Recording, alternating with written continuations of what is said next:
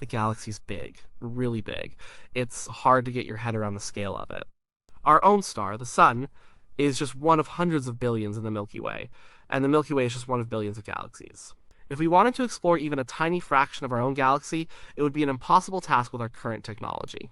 Sending a single ship to the nearest star would take tens of thousands of years. Sending ships to a million stars. It's not just impractical, it's unthinkable. The resources, the time, the sheer human effort would be staggering. We would be long gone before the first reports came back. So, how do you solve a problem of that magnitude? You don't solve it with brute force, you solve it with a smarter idea, an idea that uses the galaxy itself as a resource. An idea that grows. This is where the von Neumann probe comes in. It's a theoretical concept, a thought experiment. But it's one of the most powerful ideas for thinking about space exploration, and it's also one of the most unsettling. The core idea is simple. It's based on life itself. How does life spread? It replicates. One cell becomes two. Two become four. Four become eight. It's an exponential process. A von Neumann probe is a machine designed to do the same thing. It's a self-replicating spacecraft. Imagine we build one master probe. We can call it the seed. We pack it with all our knowledge, the best artificial intelligence we can create, and a set of sophisticated tools. We launch it toward a nearby star system. The journey might take centuries or even millennia. It travels silently through the dark. When it finally arrives, it doesn't just look around and send a postcard home. It gets to work. Its first job is to find raw materials. It scans the system for a suitable place to land.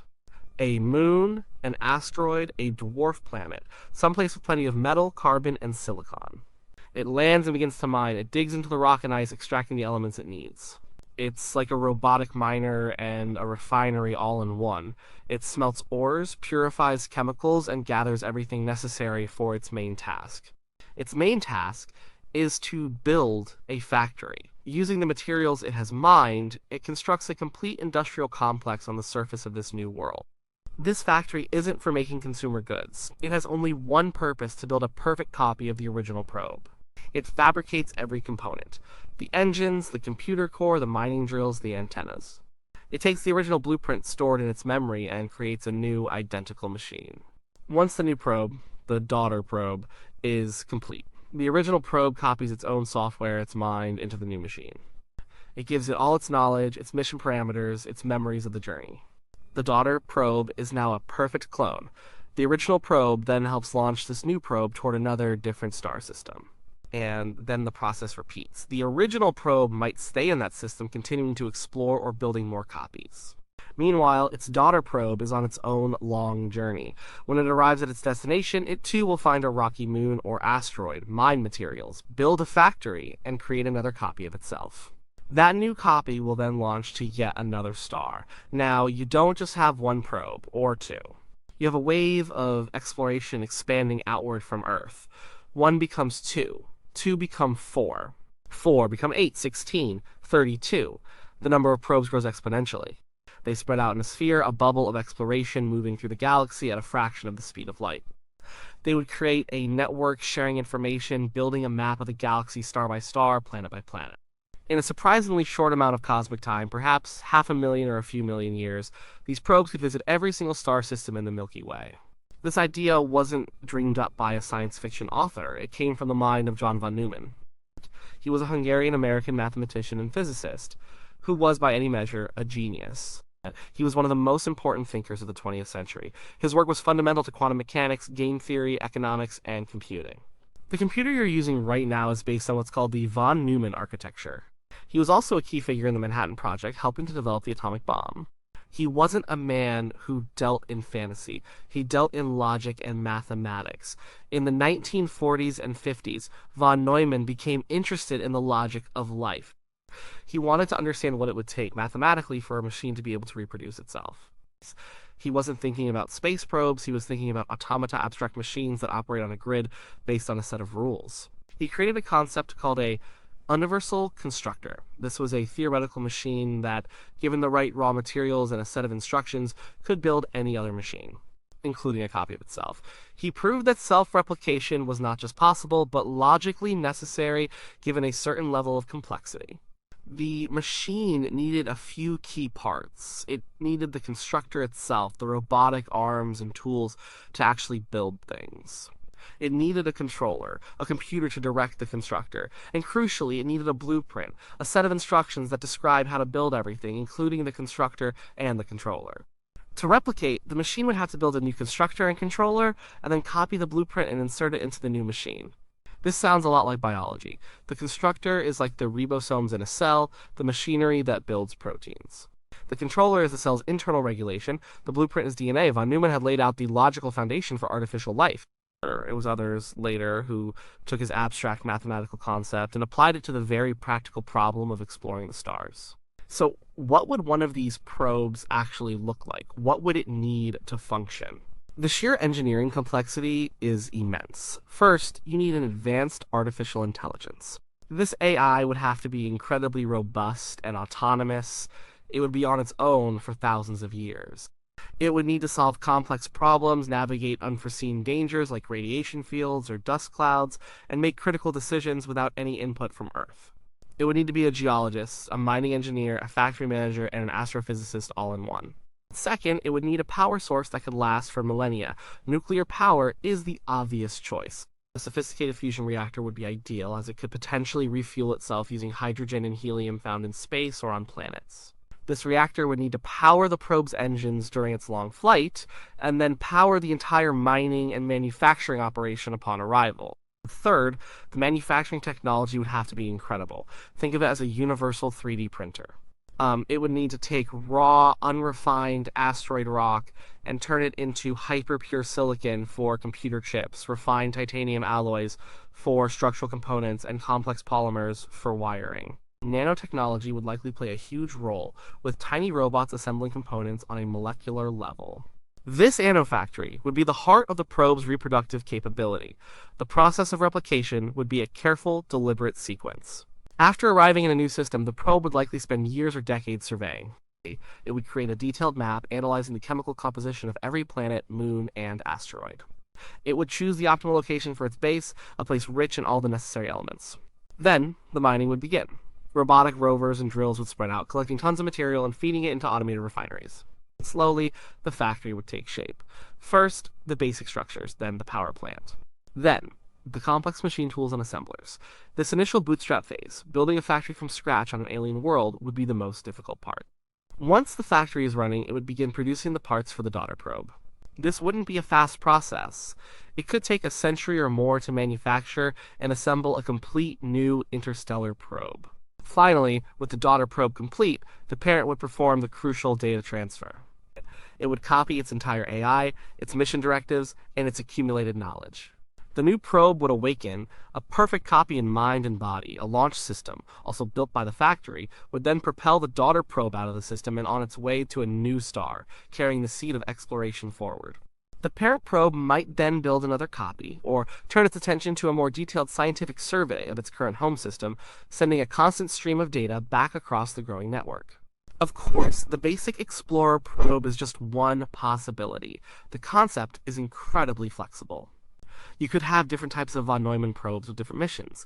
A Bracewell probe, for example, would be designed specifically to seek out and communicate with other intelligent civilizations.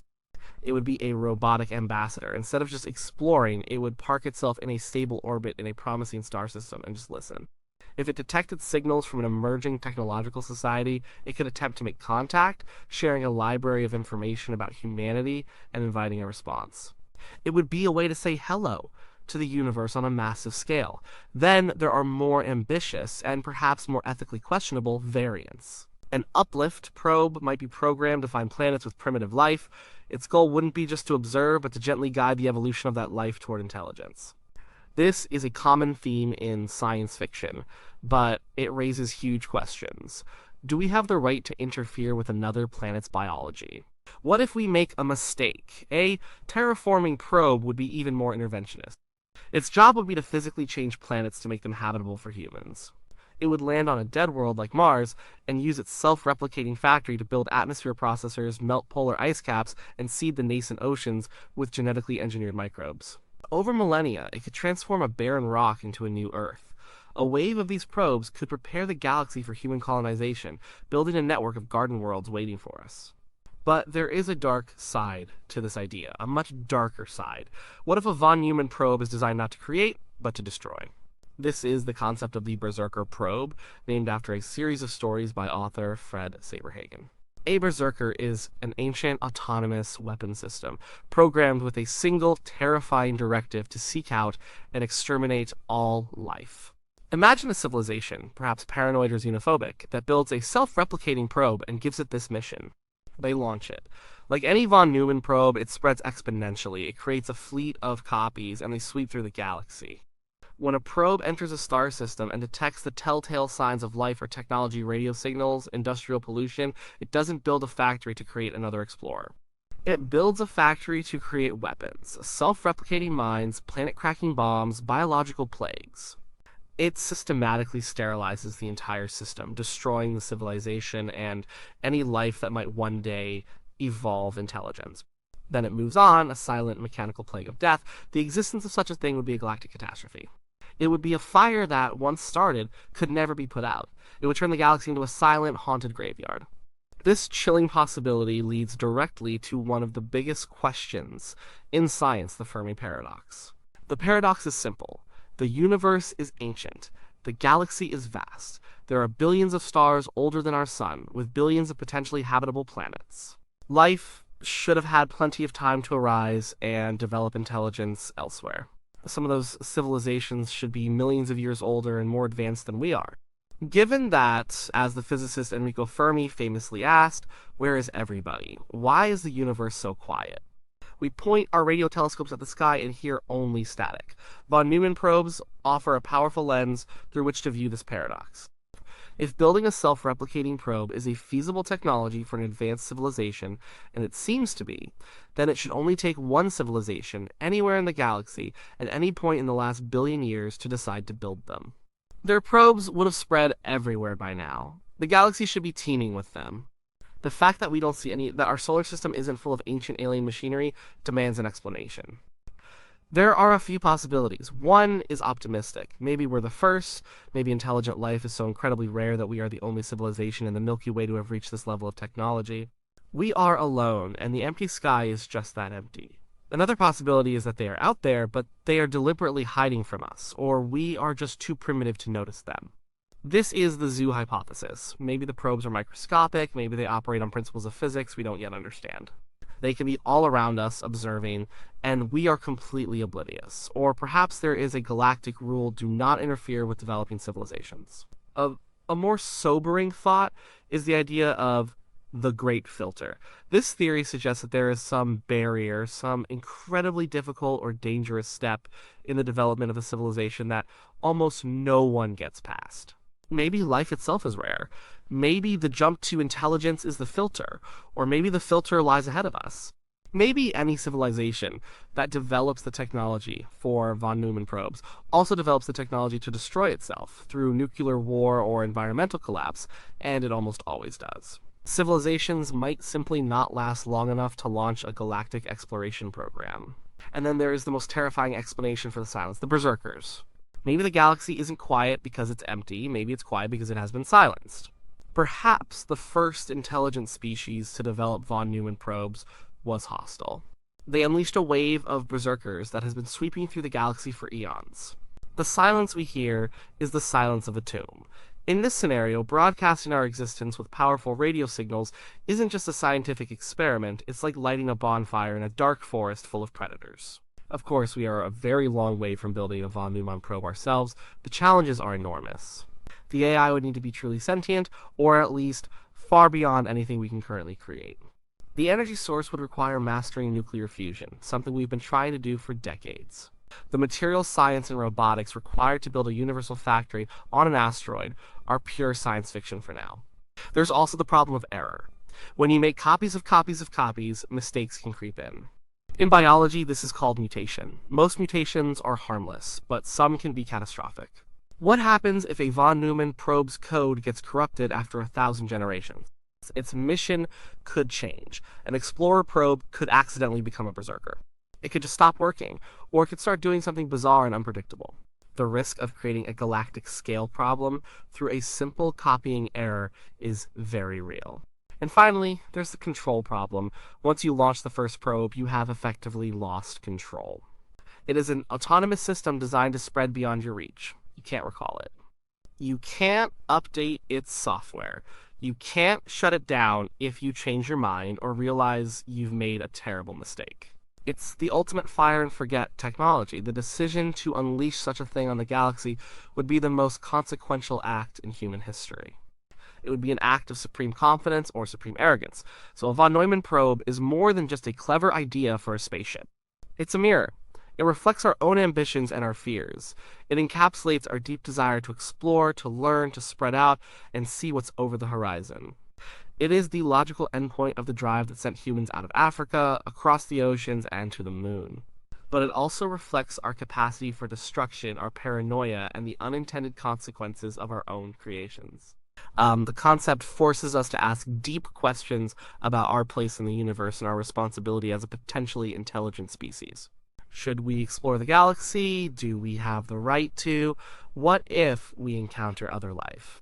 And what if, in our eagerness to explore, we accidentally unleash a monster we can't control? The von Neumann probe remains a thought experiment, but it is a powerful one. It shows us how a small, intelligent beginning can grow to fill a galaxy. It illustrates the power of an exponential curve, and it serves as a profound warning. The path to the stars is filled with incredible promise and unimaginable peril. The silence of the universe might be an invitation, or it might be a warning. We don't yet know which.